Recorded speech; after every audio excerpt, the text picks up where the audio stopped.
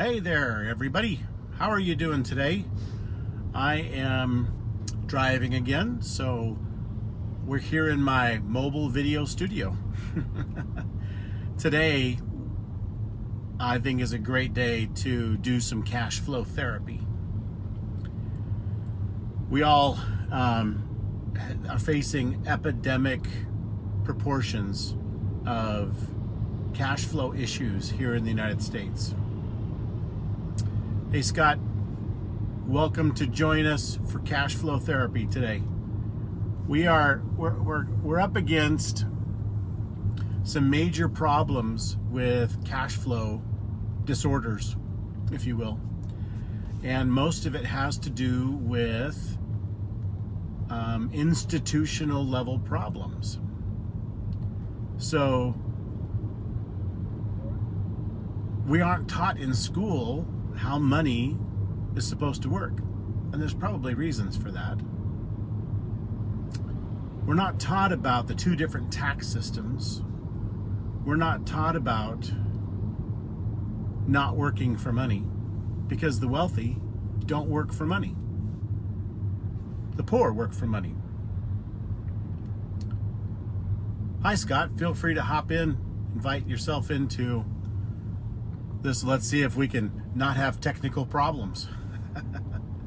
So we are taught in schools to learn skills so that we can get a job. And the economy is pretty good right now for jobs. I understand employment is down. I don't know the exact numbers, but unemployment is down. And so a lot more people are working. But I think they're probably still struggling with many of the other kinds of cash flow problems. So if you're one of them, please make yourself comfortable on the couch, sit back, relax, and tell me about your borderline cash flow disorder. Most Americans have struggles with their money. They don't make enough. They lose too much to taxes. I mean, really, there's like 5 major things that we deal with in America with cash flow problems. What we want is enough cash flow to support the lifestyle that we want, the lifestyle we dream of. And you can do it, but you have to understand how money works better. So we need different cash flow strategies and different tools that help us accomplish what we need. Sometimes it can seem pretty complicated. All right, well, I think Scott's going to try to join us. Let's see how this works. Let's see, approve. If anyone else wants to jump in, by all means, ask to jump in, and we'll see how many people we can get going. I'm happy to crash my phone. It'll be fun. Okay, Scott's signing in. Hi, Tom. Feel free to join us if you want to invite yourself into the live. It'll be fun to see how many people we can add. I don't know what the limits are. It'll be fun. Hey, Jim. Woo. There you are. There you are. All right, How are you? All right, I got some feedback to turn down my volume. Oh, sorry about that. Can you hear me? Can you hear me? I can. Oh, good. Oh, good. Well, Last time we tried this. So, cash flow therapy time. Adjusted my camera. So I'm going to have a hard time hearing you because I've had to turn down my audio. But when it looks like you're talking, I'll turn it up and see what you're saying. Okay. A little issue. I guess I should have headphones in. Did I bring them? Yeah, I'm working on that. No, I didn't bring my headphones today. And I'm driving anyway. So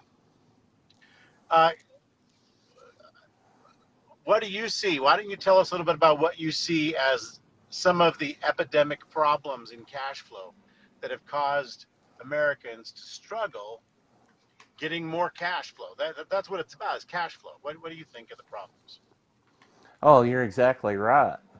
Some of the issues that most people in the United States face are related to the fact that they have overpaid the government throughout the year, and they depend on that large refund in February, March, and April. So you're saying that people are kind of strangling themselves by giving more money than they should to the government to hold on to, partly because of fear. They don't want to have to owe something in taxes. So instead of trying to understand how much they should be paying, they just simply overpay because that's safer, right? Better safe than sorry. That's what most of us do. I mean, I was guilty of that. I know when I corrected my withholding, it helped me gain about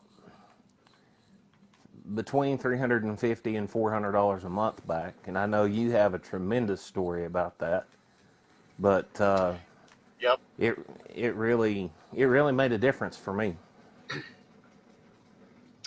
Yeah, and I think that's even just so we pay too much in taxes, that we overpay. We overpay in taxes, and I'm simply just paying too much can strangle our income. And we pay too much mostly because we don't know any better. It's real That's true. simple to overpay because of ignorance, because we just don't understand the laws. We don't want to learn them. They seem complicated, but in reality, they're not. Even the IRS sent out bulletins that said, too many people are overpaying on their withholding, and they should be keeping that money and using it for savings, investments, or paying down debt. So that's certainly one. We pay too much in taxes. The other one is that we have bad credit. I mean, as much as we may not like how the credit system works, we we actually don't try to work that system. I mean, it's the reality. Um, the saying that a lot of the time gets tossed around is cash is king, but really, bad credit will hurt you more than that. Paying in cash is not necessarily the best way to go. But the result of that is a credit score is a way for people to judge what kind of a risk you are. And unfortunately, insurance companies, for example, use your credit score to determine what kind of risk you are. And if you're high risk because you have a bad credit score, they will charge you a higher premium. It puts you in a different category of customer. So when you raise your credit score by learning about how that whole credit system works and what you need to do to increase your credit score, we're not saying you need to go get a bunch of debt and that sort of thing. That's bad too. We're going to talk about that next. But having a high credit score will put you in a different category of citizen. The wealthy have high credit scores. They don't care about the credit score. They just know what they have to do to function inside of the financial world in which they are masters. So the That's third true. one, so the third one is too much debt. I mean, that's misuse of credit. That's bad, poor use of credit. There are good uses of credit. We talked about one, but bad uses of credit are the other pitfall. We're taught, I don't know if we're exactly taught this in school, but we certainly aren't taught in school how debt works and how we should properly use it. Instead, you graduate high school, you turn 18, and what starts showing up in the mailbox? Credit cards. Credit card after credit card after credit card. And they often are telling you that this is the way for you to build credit, because you typically don't have any when you've just come out of high school. But then people get all these credit cards. They're like, woohoo, awesome, I can get whatever I want now. And I'll pay it off. That's fine. I can afford $20 a month or $30 a month. But they're throwing away cash. They're killing their cash flow because they're now overpaying, kind of like overpaying taxes. They're now overpaying for their commodities. I know when I was very young, I got a credit card to a department store. And my thought was, what should I buy? I mean, I didn't even have a purpose for having it. I just like, what should I get? I'll get a vacuum. I'll get a television. because I want that for my apartment. I need a vacuum. So I put it on a credit card and made minimum payments. That vacuum was probably the most expensive vacuum I have ever bought because I paid for it a couple times over. It wasn't a bad vacuum, but super expensive when you look at how much I actually paid for it. Time in traffic, 12 minutes. What about you? Have you made a credit mistake? I made the critical mistake when I was 18 as well. I remember it very clearly. They had a kiosk set up to where you could just go and apply for a credit card and they would send it to you right away. It was not a hard process at all. Very, very simple. And they don't teach you how to properly use it. No. So you use it. What you do is, and I remember being in the mindset of how much is the payment? How much is the payment? And I'm sort of mentally figuring out, can I afford that a month? I think I can afford that. Yeah, I can do that. It's not. I wasn't even budgeting at that point. So again, that was total guesswork. Can I afford that payment? And that's what you hear when you go to buy a car these days. Well, what kind of payment do you want? Because then they could, punch it down. They'll charge you more for the card as much as they can, right? And then they'll just try to tie it down into a certain dollar amount. So that means you may end up with I think they're doing 70-month loans on cars now. Mm-hmm. That's like 6 years. So, I thought I saw one time that up to 84 and 96 months. It's crazy. I mean, yeah. So again, or just lease it. Now there you go. That was a brilliant idea. So yeah, just ask me about that one. I'll be more than happy to talk to anybody about why you shouldn't lease anything. Yeah, yeah. So too much debt, and then we get buried under it. And let's say our main cash flow source, which would be a job, has a problem because we're not in charge of that. We don't get to dictate how much money we get paid. We don't get to dictate whether we get to come to work or not. That's up to the employer. They may say, you're done here today.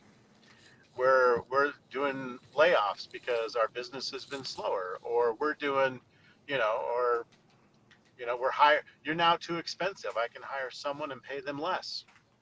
As you get older like me, that's one of the big dangers of employment is I'm very experienced and I'm very expensive. I mean, I have high market value. And so that makes it very challenging when I run into, we've got someone who knows, we think he knows as much as you do. We think he's as skilled as you are, and he's younger, so we could get away with paying him less. Mm-hmm. I mean, what's a company's primary purpose? They're there to make money. They're not there to provide you with an income. They do that to get what they can from you. So they are looking to pay as little as possible and get as much out of you as they can because that improves their profits. So you're absolutely expendable. There's no such thing as job security. It just doesn't exist. Nope. So if you think it is, you need to take some cash flow therapy and fix that thinking because that's not a guaranteed thing. And if you're having a hard time finding a job or adding more skills, I mean, that's what you do. You say, well, I'm going to learn more things. I'm going to get better at my job. I'm going to get more experience so that I am more valuable. I can get a higher hourly rate for what I do. So that's in the end, that's you working for money. And the rich don't do that. So I was watching a video by Robert Kiyosaki as he was talking to millennials, explaining how they aren't taught in school any of these things. And they're taught to work for money. You gain skills so you can get a good job, and then you can earn your money. But there's not any discussion about what to do with that money afterward, or even, so people go to school expecting to get a job. They want a job in a certain field, and I don't know, I forget the statistic, but he mentioned a percentage of people who graduate and they don't even get a job in the field they wanted. That's true. because there's no guarantee you're going to get the job that you want. There's no guarantee that you're going to get the pay that you want. So I'm seeing yeah, that now. I yeah, see those that things are now on a out of your regular control. basis. You're right. Yep. You're right. There's So people that, then, so too much taxes, bad credit, too much debt, and then no savings. We don't have anything to fall back on. That's a huge cash flow interruptus. When, let's say, you have an emergency, your refrigerator breaks down or your car breaks down and you need to fix it. That is a massive hindrance to normal cash flow. That will interrupt your monthly Watch income out, big vehicle time. stopped on shoulder ahead. Can you hear that? My phone warning me about traffic. Thank you. So there's a big problem with handling emergencies or having savings. Like, for example, if you had 3 to 6 months of savings, then your employment status becomes less critical, right? Because then you can survive 3 to 6 months while you look for other employment should you lose what you've got, or you have to work for somebody that you don't like and or you just want or out of that job. if I can interject right there, Yeah. or you can replace short-term disability should you get injured or something to that effect, because that happened to me back in 2013. I understand Okay. that very well. And it's never enough. No, Disability it's doesn't not. cover the bills. No. It's like a joke. And so you can't count on the government either. A lot of people are expecting to retire. They're expecting to retire and get a pension or Social Security. Wow. That's, again, you need cash flow therapy and you need to change your thinking and start thinking about something else. Because unless you have your own savings, I mean, most people, they save, they work for their money, and then they save their money in a 401k. The rich don't have 401ks. They have all kinds of other investment instruments that generate cash flow. A 401k is a savings plan that hopefully generates interest and increases your balance and gives you some kind of a return on your investment.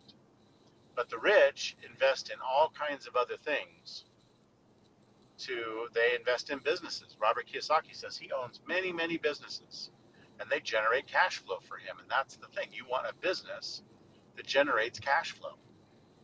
You want property, real estate that generates cash flow. And those are things that you learn when you start learning more about what the rich do and how is it different from what I'm doing. And that helps you begin to change that. That's that cash flow therapy, where you start thinking about your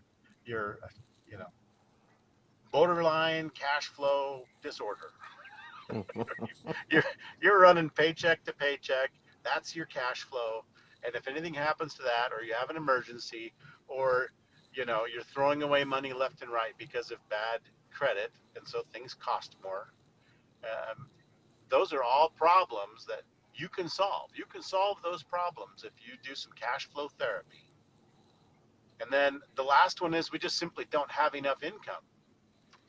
We need just more money because, I remember when I was really young, I was working 2 jobs and I thought, I don't even know why I would do a budget. I don't have enough money to budget. Even doing 2 jobs.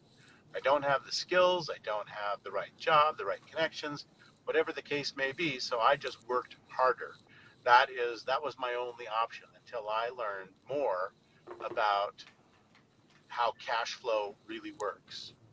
So we're doing that today, Scott. What kind of things have you learned in cash flow strategies to address these problems? Oh, well, first you have to have a plan B that you can nurture and build so that it can replace the cash flow, and then you slowly scale that until it replaces your current income, and then you scale it further so that you continue to build and build wealth. I mean, that's the biggest thing that I've learned over the past few months.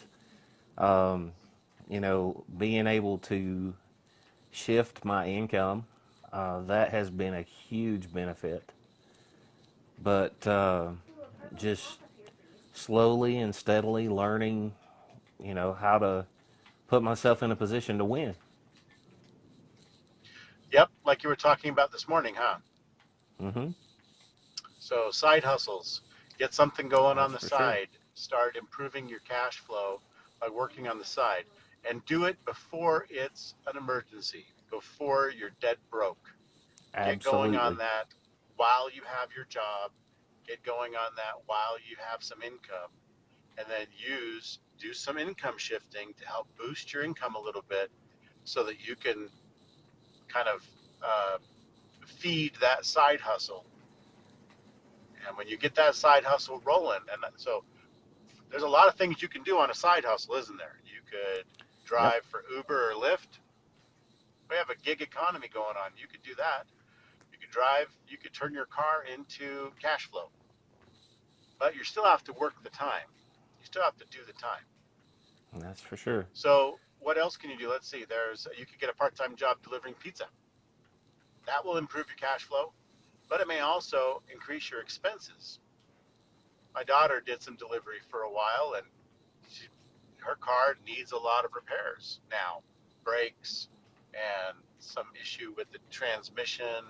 But when you drive your car all the time, when that is your vehicle that also helps to generate your money, you've got to then pay the expenses of that. You've got to take care of that car, replace the brakes. You got to keep it full of gas. I mean, you got to keep it washed if you're doing Uber and Lyft. No one wants to get into a crappy looking car that stinks or has stuff all over the floor.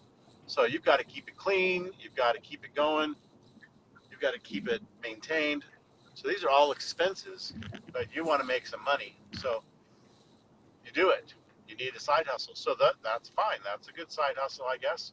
Delivering pizza is good. Getting a part-time job on the weekend somewhere, you could do that. Again, you're just trading your time for more money. You're doing what I was doing when I was younger, and that is, I don't have enough money. How do I make more? I need to work more. That's that's the bottom line is you end up working more. But there are other Yeah. ways, right? What other kind of income can you get that will work for you instead of you work for it? Yeah. Early on, we always fall into the trap of I can pick up a second job or I can pick up a third job. I mean, we don't take into consideration that you're just trading time for money. But And eventually, you know what? But I mean, it's valid. It's a hmm legitimate way to make more money. Your hmm job or your second job or third job, whatever the case may be, those are all valid ways to increase cash flow. But there's another way that I think is even better, and that's to become a business owner. oh When yeah, you, instead of becoming an employee and trading your time for your money, you can become a business owner and begin to leverage the power of people, other people, to help generate income, to help generate that cash flow. So then that becomes productive and it's worth investing in. It's worth putting some money into because of what it's doing. It's generating income. Now, when you do a business, though, it takes time for it to start. You don't suddenly, you know, wake up the next morning and say, okay, I'm a business owner today and now I'm rolling in dough. Nobody does that. You have to front money. You have to put money down on it to get it started. They say it takes money to make money. Thank heavens it doesn't always take a lot. If you wanted to start a McDonald's franchise, I guess that's like $1.2 million or something like that to get that started. So you want to find a business that is legitimate. So you need to do some research on it. Go figure it out. Find out who's involved and who you'd be working with, dealing with. And you want to investigate the purpose of the business. A business should have something that people want because most businesses have some kind of product or service. So it needs to be something that people want and need. But want, I think, is even more important than need because people buy stuff that they want and they don't often buy stuff that they need. Even if they really need it, they would rather buy something they want. So if you have something that people want and need, then that's probably a good product or service for a business. And so get started with that and find out what the costs are, and then figure out how you're going to pay for that, because you need to subsidize it at first, and then the business will begin to make money. I took business classes in college, and they talk about a break-even point, and that is, you're going to invest X number of dollars, and how long will it take you to generate enough cash flow in that business to not only cover that investment and your ongoing investment. You may have to keep putting money into your business month after month. In some cases, year after year. Amazon went 8 or 9 years, I think, where they ran negative numbers, and that's because they kept investing money right back into it again, and they made no money. They ran in a deficit in stocks. People were still buying stocks because they saw the potential of this company. So you'd want to look and say, well, how long will it be before I make money in this company? And if it's a hot dog stand, you've got to make sure you pin down a location and get licensed to sell hot dogs, and you have to buy the hot dogs and the buns and the condiments and the little cart with the stainless steel thing with the umbrella on. You got to buy the whole thing and you get it going. You can't just say, all right, I'm going to own a business and let's go, and then start gathering money from people. That doesn't make any sense. But I see so many times people want to work from home. They want to, make extra money, but they don't want to pay anything for it. And I understand why that might be the case. There are a lot of people out there who are scamming. A lot of people out there are selling, pie in the sky, and hey, just give me this money, I'll turn around. Give me $400, I'll make it $1,000 by the end of the week. All that kind of stuff. And so people buy into that. They didn't do their research. They didn't find out what the product is. They didn't investigate who the person was they were working with, and they get burned. And so now they think everybody's a scam, because if you ask for any kind of money, you must be a scammer. And that's just simply not true. McDonald's would be a huge scam operation then, wouldn't it? No, to be legitimate, you got to look at it like a legitimate business, like a real business. And just because it's online doesn't mean that it's not legitimate. And Very true. there are free businesses that you can start where you pretty much kind of put the sweat equity into it. And I guess you could do that, but that is absolutely the long, slow way. And you'll probably get worn out trying to make money that way. I've seen one that's like, oh yeah, every time you unlock your phone, you get paid. I'm like, how much do you get paid? Well, I'm not sure. Well, how many times do you have to unlock your phone before you earn $1? And it was something like 1,000 times, and then you could earn $1. I'm like, wow. So, yeah, but you don't have to do anything you're not already doing. I'm like, dude, you are spending a lot of time trying to pitch this to somebody, and it's going to be like, 1,000%.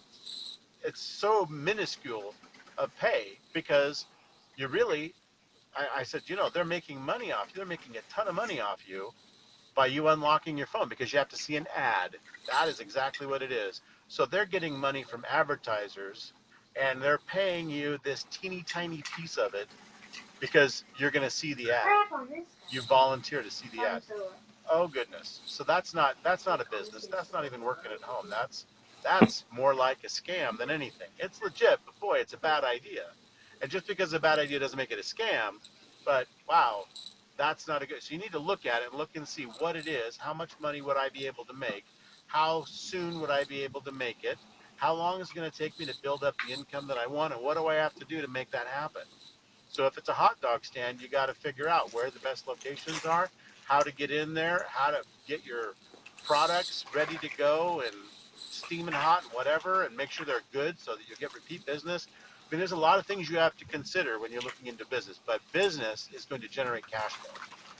And business, you'll be able to leverage other people. So when you get going, you'll be able to hire someone else who wants a job to take over your second hot dog stand, and now you're going to make money off of their efforts as well. There are a lot of business models that do that, that capitalize on that. If they're not pyramid schemes, they're not scams. It's business, it's leverage. But Getty said, I'd rather have 1% of 100 men's efforts than 100% of my own effort. Absolutely. That's the power of leverage. And rich people understand that, and poor people don't. So if you want to get involved with something like this, you should contact Scott or me and let us know that you're ready for some cash flow therapy and get involved. Or whoever, if someone else shares this video with you, get back to them and say, yep, cash flow therapy, let's start session number 1. I need to get my cash flow sorted out because I don't have enough of it and I need more. So make sure that you do that. If someone shared this video to you, you message them back and tell them that you need to learn more, and they'll help you with that. You know Scott? You then message Scott. Tell him you need some cash flow therapy, and Scott knows all about that. So you do that, guys. Thanks for joining me, Scott. You guys Thanks have for a great inviting me day. there, Jim. You too. Betcha. Take care. Take care, Talk everybody. soon.